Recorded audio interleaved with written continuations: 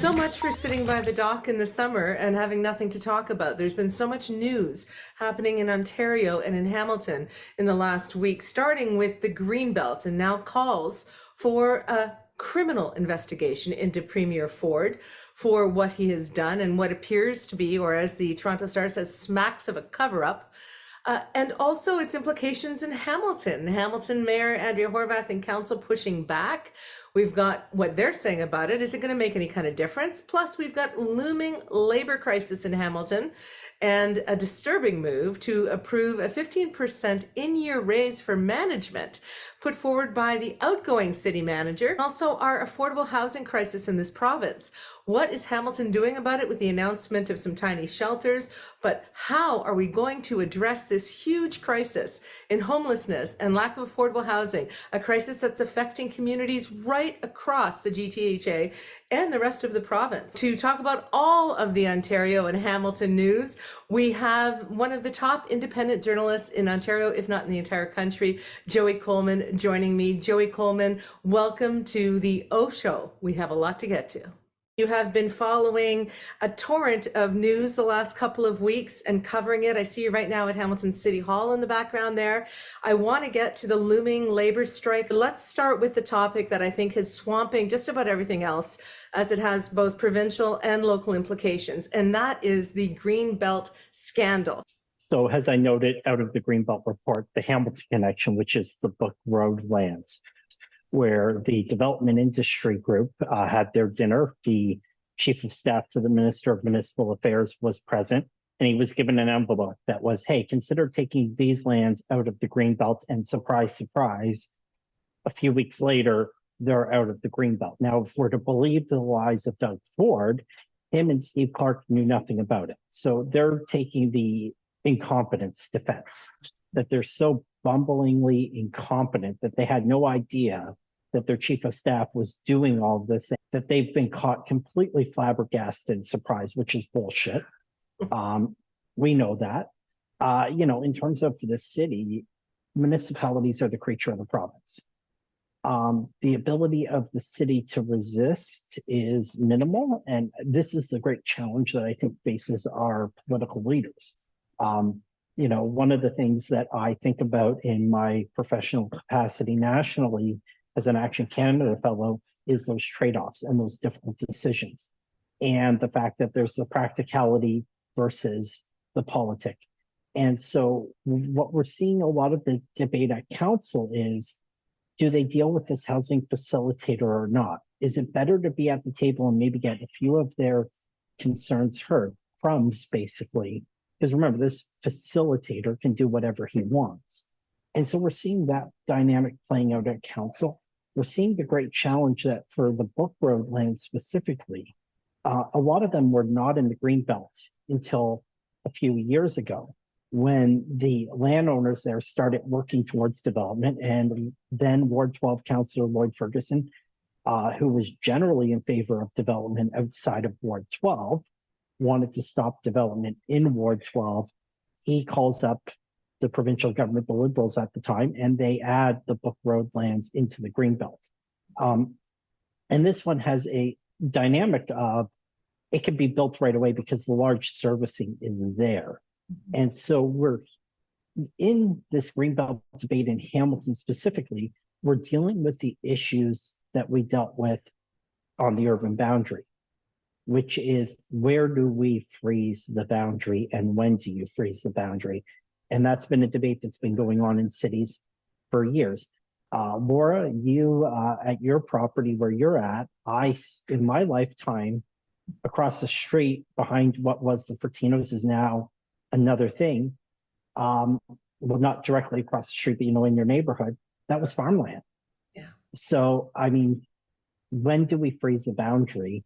And there's an overwhelming public sentiment to freeze the boundary. Of course, the challenge becomes that once you freeze the boundary, you're now doing mid-rise development. And we saw this week at council, a person stand in front of planning committee and say she opposes a mid-rise development at Rymel and Upper Paradise because, and this was her words, pedophiles can look out the mid-rise building at a daycare. And that's nutty, but that kind of opposition to growth occurs everywhere. And we as a society are terrible at our political debates. Well, we have just in today's news a Stony Creek kind of mid-rise development that people are complaining is too high, or maybe it's a little bit higher than mid-rise. But the point is this: when you're trying to do urban intensification, it means building up, and it's service land and it's ready to go. And in the city's response to the premier in the letter that went out, they said that they have the land needed within the urban boundary to meet the housing targets, that Ford does not need to do this green belt grab. But the reality, to your point, Joey, is that the debate around how do we intensify, what goes in whose backyard, whose view is going to change. I mean, that is the reality of trying to accommodate the huge influx of population that's coming to the GTHA in the next couple of years. So I personally don't think that 10-year, 20-year mansions in the greenbelt on precious farmland that isn't serviceable and that cities will litigate against and slow their servicing. I don't think that that's going to be a solution. I don't think that anyone buys Ford's BS about the fact that that those houses are necessary for the newcomers who are coming. Like, stop blaming newcomers or using them to spin your way out of this. All I've seen from the Ford government over the last week, the kitchen sink theory of public relations crisis management: throw everything in the kitchen sink and hope something sticks. We're not believing, to your point, that they didn't know that they didn't know that somebody in the minister's office was doing these secret package deals with these developers to the tune of billions. I mean, give me a break. Who doesn't know about something of that magnitude? And as I've said many times, if this was all on the up and up and we really did need that land, then why not do it on the up and up, right? The fact that they did it secretly tells everyone with a brain that there's something wrong there. And I think it should be investigated criminally. But then they tried the defense of saying, you know what? This land is privately owned. Yeah, we get that, but it was also protected land for a reason. But you've got all these people who had land that they were told would never be released from the green belt. And then you've got these other people who rolled in and made a fortune off of land because they had insider knowledge. I mean, it stinks to high heaven. So every kind of excuse that I've heard coming out of the Ford sycophants and from their own press conferences isn't passing the sniff test. And so, Joey, let me ask you, Hamilton sent a letter. We've heard councillors say that they're going to try to slow things down potentially. They're going to fight back. Do you think that it's going to make any difference, or do we need to have the mayors of all these municipalities affected by the Greenbelt grab get together and form some sort of a bigger opposition to Ford? What do you think is necessary from your experience of covering scandals like this to make sure there's some kind of accountability? The challenge is that we've removed shame from our politics. We've removed honor from our cabinets, and our political parties and caucuses are nothing more than hands on a string. The reality is that we've broken our politics. And so the reality is that Doug Ford can ram through as he sees fit. As they often say, the scandal's not what's illegal, it's what we've legalized. And so the practical reality is that Doug Ford can do what Doug Ford wants to do. Municipalities have very few levers available, and Premier Ford is taking them away. Stephen Clark is taking them away. So the municipalities need to have a two-prong approach. Prong one is continued public awareness, continued attempts to resist when they have the opportunity to resist. On the other side is ensuring that the damage is minimized to ratepayers moving forward. These sprawl developments are going to be municipally subsidized. They always are. And that's the real challenge, is that the levers available to them are minimal. And so you have a two-prong approach where the political side needs to be out there politicizing the matter and reminding people that they are getting hit by this. On the other side, the civil servants need to be instructed to minimize our losses as a municipality. And that's a very difficult balancing act. It's not a optimum outcome, but I think that that's the unfortunate reality facing municipalities in the Greater Toronto Hamilton area. And coming from my background, which is, I mean, I was a journalist back in the day, not to your level, but my background in the last 25 years has been public relations. And I have seen evidence where the Ford government can crack based on pressure. We saw that with the pushback around the notwithstanding clause they were trying to invoke around the last round of negotiations with the teaching assistants. We've seen them bow to public pressure. I think it's the only thing they understand. And it is my strong feeling, and this is why I'm covering these provincial, regional issues on the Oshow now, is that all these municipalities are in it together, right? We're all in this stuff together. We are all facing this Greenbelt grab and its implications for us.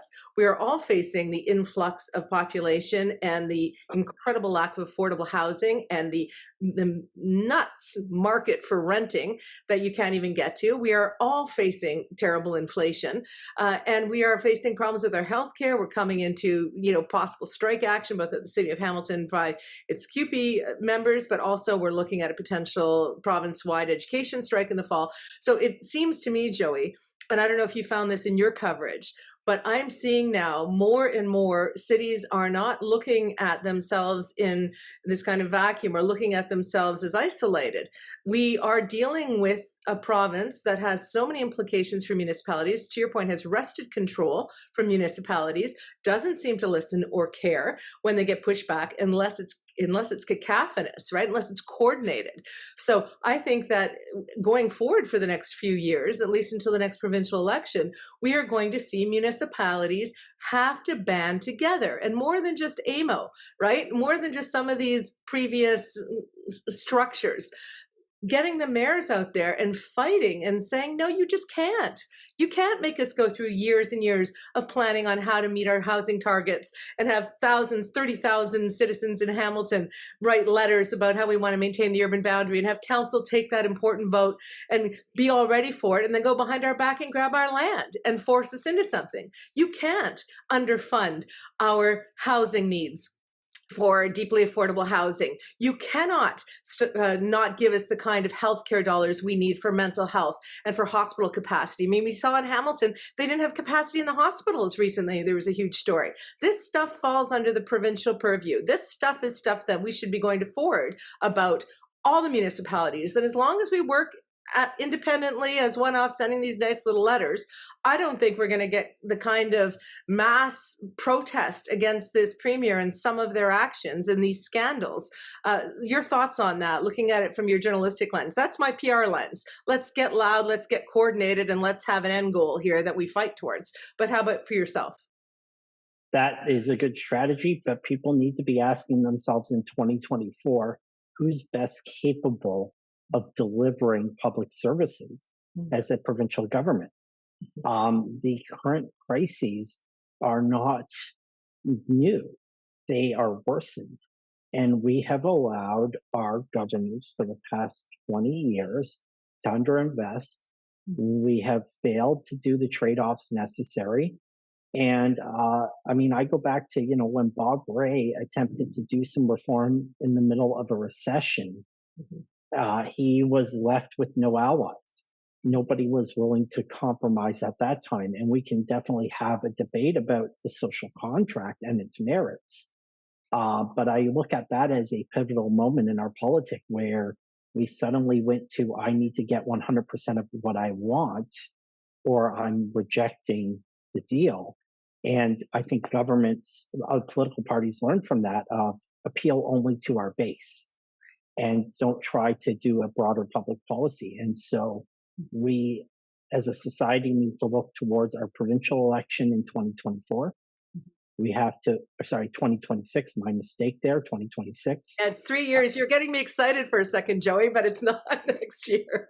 Yeah, no, that's my mistake. I was my counting in my head, and we're going to have a federal election in the near future. Yeah. And, I think that, we'll pivot to City Hall here. We're seeing some interesting foundational things occurring in a way that I'm looking behind the curtain as much as I can. And I'm thinking, okay, this council is going to be facing a very rough 8 months ahead. And I think they've made some decisions that are going to have clear consequences this fall and winter. Next year's tax increase is going to be very high. It's already locked in with the large pay increases given to managers earlier this year. There is going to need to be a pay increase for the workers. And what that is, we don't know. I could banty around numbers, but I'm not at the negotiating table. There are costs and deficits and responses. And so the question I would be, if I was giving political strategy advice to the counselors, is okay, people remember 6 to 9 months before an election. And you and I both know that the old style was do nothing for 3 years, and then suddenly Public Works goes out and paves every sidewalk and road in the city for 3 months. That is not a sustainable solution because now we have crumbling roads everywhere because we've never done them right.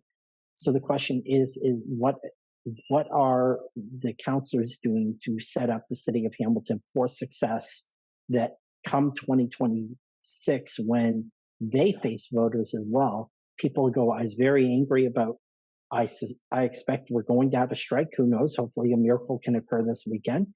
I'm very angry about that garbage strike, very angry about those tax increases, very angry about, I'm sure there'll be 2 to 3 scandals that come out as things start to, as you and I both recall, a new director of engineering came in and found the Red Hill covered up report in the drawer. What's the new city manager going to find in those drawers? What's the new city clerk? And so Well, let's go to that for a moment because that's major news, right? So I just saw the mayor Andrea Horvath put out a tweet saying, "Do you want to lead an interesting city and be a winner, join the team? Who wants to be a city manager?" And I'm like, anyone interested? Anyone? Bueller? I mean, so I don't know. I hope it's a transparent process, Joey. I hope they're not sneaking to an offsite hotel, to have a meeting that got 77 complaints because they shouldn't have had it the way that they did. It lacked transparency and people were coming in disguises. I hope we're not doing that nonsense again, that old guard crap. I hope we're getting an actual city manager who wants to open those drawers and open those reports and bring it out into the sunlight. And I'm so thankful that you're there, and everyone should be funding your enterprise because you are there reporting on this stuff. If anyone's going to catch a scandal at City Hall, we know it's going to be probably you or hopefully some of our legacy media who's got some good reporters. But we need a city manager who's going to come in and tell us what's in those drawers. So I want your reaction to Jeanette Smith leaving, because I saw, I think, a tweet from you that said Andrea made that happen, which I find fascinating but not unexpected. But also the city clerk that we've talked about on this program with you, who you felt had some egregious errors in the last election. She is now leaving. So your reaction to those major changes at City Hall and what you think City Hall is going to actually or is actually doing differently, Joey, to give us a bit of hope. Well, firstly, the earlier retirement of the city manager is a significant win for the new council because they inherited a contract signed by Mayor Eisenberger and Councillor Lloyd Ferguson, which had significant penalties to the new council if the new council moved to replace the city manager. And so that the fact that the golden parachute is not being deployed is good. And, these are things that take time to reach agreement. And, there's the nudge, nudge, wink, wink. Nobody can tell because it's confidential, but you can read between the lines that this was a mutually agreed departure / retirement.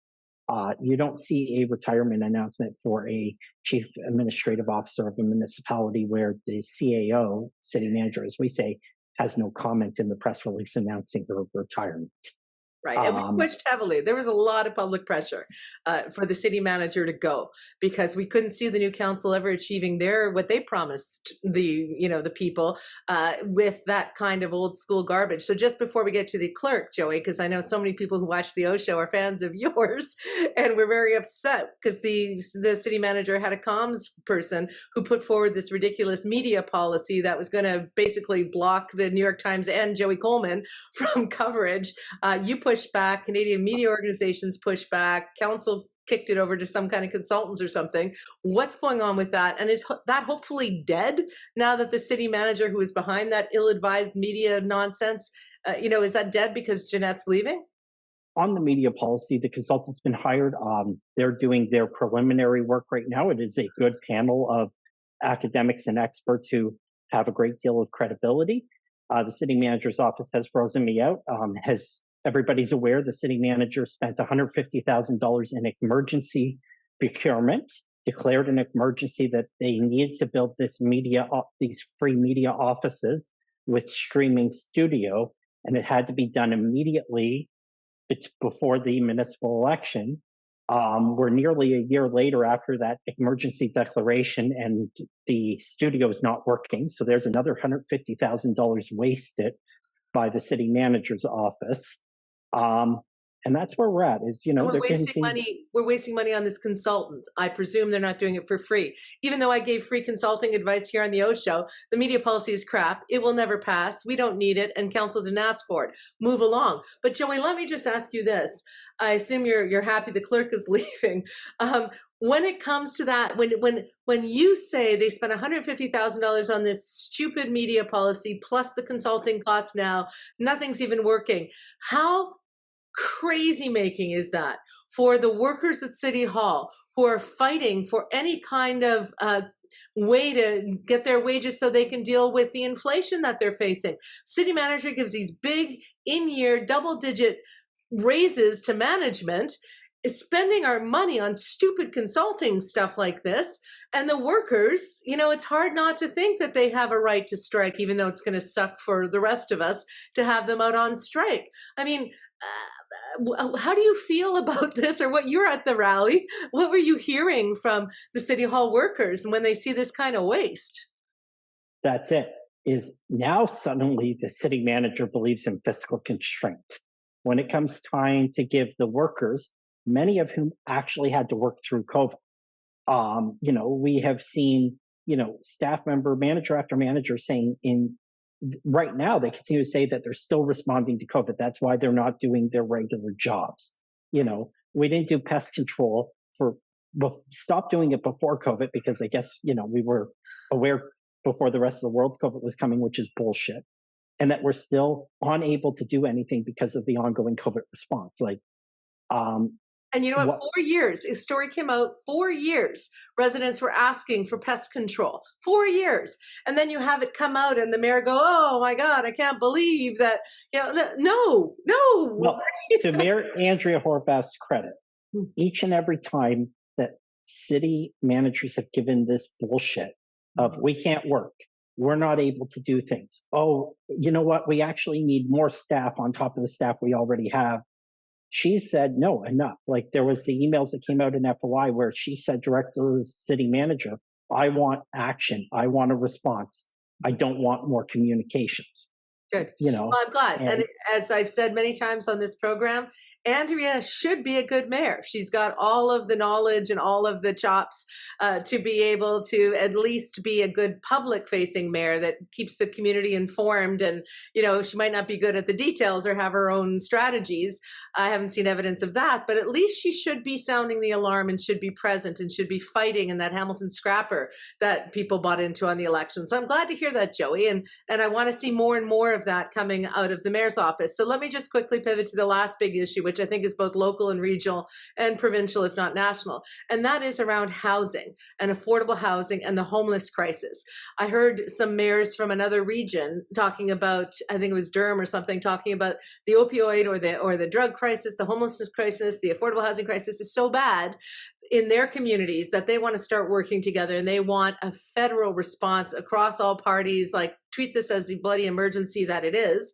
In Hamilton, we finally saw a breakthrough in the tiny shelters being built, not a solution, but one step towards getting people into housing. That got approved. And we saw a former councillor come out of his retirement, or should I say his election loss, and put a long, weird memo out about how he felt about it. But at least there's some progress there. But how do you feel about the Hats decision, the pushback that's happening in the North End and from the former councillor Jason Farr? But also, Joey, how is Hamilton Council going to possibly address this crushing homelessness crisis and affordable housing crisis, especially as we move into the cooler months? So we'll deal with Hats first. Sure. There has not been public consultation about that site. It was never on the agenda. It's never been discussed. And So the question is what the complaints about lack of public consultation are valid. And that is an issue that when we talked about trade-offs, the city needs to be honest about and say, we did not consult. We've decided to do this and explain why they've decided that that is going to be the site without public consultation.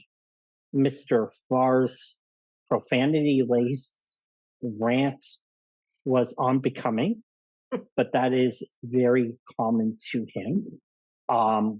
And so his consulting services are not particularly useful because this is a complex matter, and the city, from what I can see, is weaving the needle to be legal in that the P4 zoning parkland does allow for seasonal camping as a use in the bylaw, but all zoning bylaws state they can be overridden if there's a public use in play.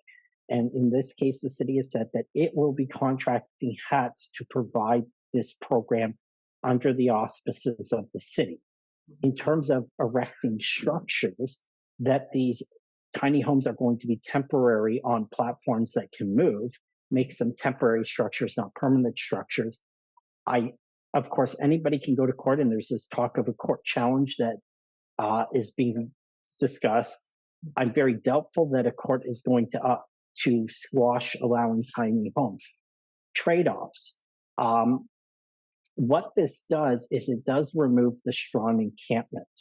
And there are serious issues occurring at some of these encampments. We need to be honest about that.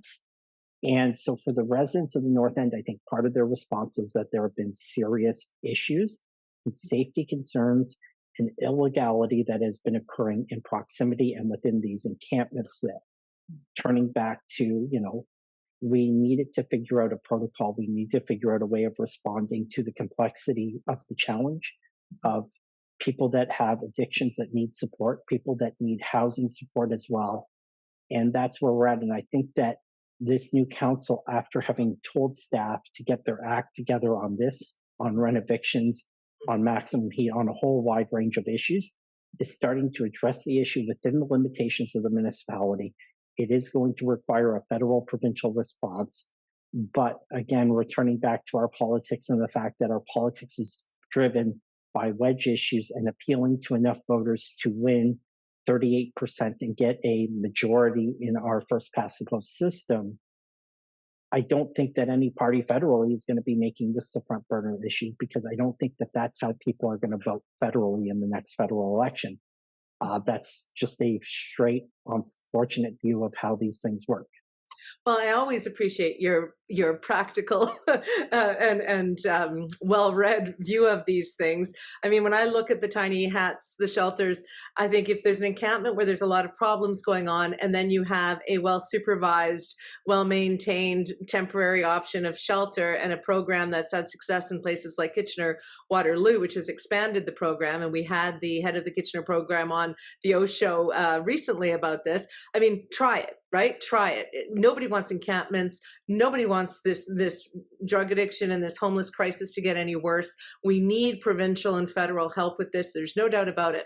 But as a municipality, I'm glad that we're trying this. And that, because when you hear council say no encampments in any city parks, well, there's massive swaths of city parkland up here on the mountain that's completely empty all the time, Joey. All the time. It's massive. And I think to myself, what are we saving the parkland for exactly? There are residents who are in desperate need of shelter and space. Who's using it? Because it looks good for Tom Jackson? What do they want to drive people into the edge of the escarpment? They're already in there. Like, this idea of we can just keep pushing homeless people around and bullying them does nothing for them, does nothing for the humanity. We've got deaths of homeless people happening at a frightening rate in our community. And so I find this idea of let's keep shoving them around, not in my backyard, not in my ward, not in my eye line, I find it egregious and stupid. Where do we think these costs are going to go? Let's get some responses. London just brings help to these encampments. just gives them food and water and medical help and tries to help them into other options, right? They don't push them around. They just bring the tables to them. The London hospitals are working together and saying, hey, we have to have emergency response 24/7 because we are part of the solution to this crisis. So I think there are a lot of things the city can and should be doing better and differently, but I'm glad to hear from you today that they are making some progress. I've seen announcements about more affordable housing units getting done and getting in there. I'm glad to see that they are, pushing back on the province and asking for more help and declaring these crises. I just think that when it comes to these NIMBY arguments, like we've all got to realize, and for people who are watching this and say, oh, well, Laura, you live in, I live right across the street from housing, from public housing. I see all kinds of need in our community. There are homeless people living at the Tim Hortons right across from where I live. I mean, this is not something where any of us are going to be in this privileged position of saying, no, I can't be part of the solution. No densification in my neighborhood, no encampments or tiny shelters in my neighborhood. We are in an absolute provincial, national crisis. And so we need to stop, to your point, Joey, having these political discussions around a couple of wedge issues that get people reelected for another term or first past the post, get them a majority. As a citizenry, we need to say, listen, we want a better quality of life in this country. And it's going to require hard decisions and sacrifice across all three levels. And as a final point on this, and then I'll get your final point, all of these issues we've talked about, whether it's accountability at our city halls, municipal standing up to the province on things like the Greenbelt and affordable housing, and demanding more from other levels of government with our single tax dollar to help people in our communities have a better quality of life. I mean, all of this, I think, Joey, is going to take coordination. I just can't just say, oh, well, in 3 years, we'll see what we can do in the election, or, oh, well, it's our politic is broken. I have to believe that we can pivot and work better across our municipalities to fight now for what we need. So my closing comment is going to be the change that we're seeing at City Hall. Mm-hmm. We are going to have a new city manager. I think we're going to have very good candidates for city manager. We had great candidates last time, one of whom has gone on to be extremely successful in another government, delivering excellence.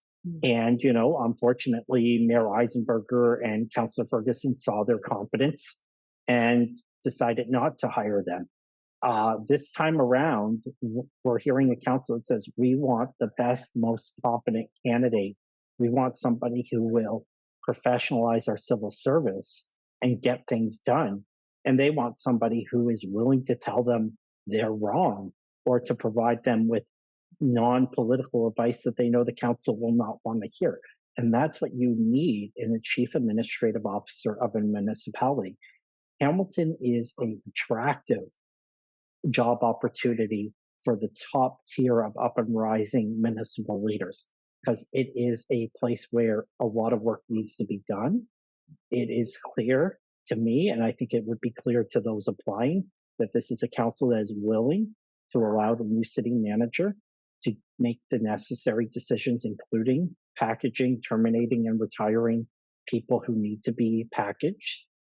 And, if you're coming in and you want to affect change and you want to do things, Hamilton's a huge opportunity, because the reality is that there's been no innovation in Hamilton for 15 years. And so you're coming in without the inertia of systems already in place.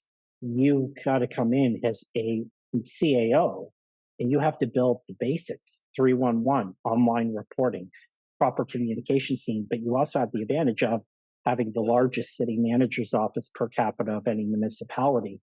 So you have the budget and staff if you're directing those staff appropriately to achieve things. Well, you're right, of course, on all of those fronts. And I'm very much hopeful that we will get a city manager who professionalizes the civil service, who gives us the kind of leadership around the council table that we need, not a sycophant, but somebody who actually can tell council what they need to hear to make good decisions. And I want to thank all of our Oshow viewers, many of whom I know fought very hard to get rid of the old guard of council who has not innovated in 15 years, so that we have the potential to have a kind of a new approach to managing our city. And I'm hoping that our council, who does seem to be full of potential, hears us, Joey, hears how important it is to get that right kind of city manager, but also how much fight and coordination with other communities we need if we're going to get out of some of these huge, huge crises that we have. I'm glad that they keep declaring there's states of emergency and crisis in the city on a host of issues. But what I really want to see is what that means, what money that brings, what kind of fight we have working together. So thank you, Joey, and all of our Oshow watchers and listeners to the podcast. And please subscribe on YouTube. We are an independent operation here at the Oshow. We're community driven. Nobody makes any money, but we are here because the conversation needs to happen. And please support Joey Coleman's work, the public record, because he does a tremendous job and we need him at City Hall now more than ever. Thank you so much, Joey, for being on the program. All right. Have a good one. Thank you, everyone, for See you watching. soon.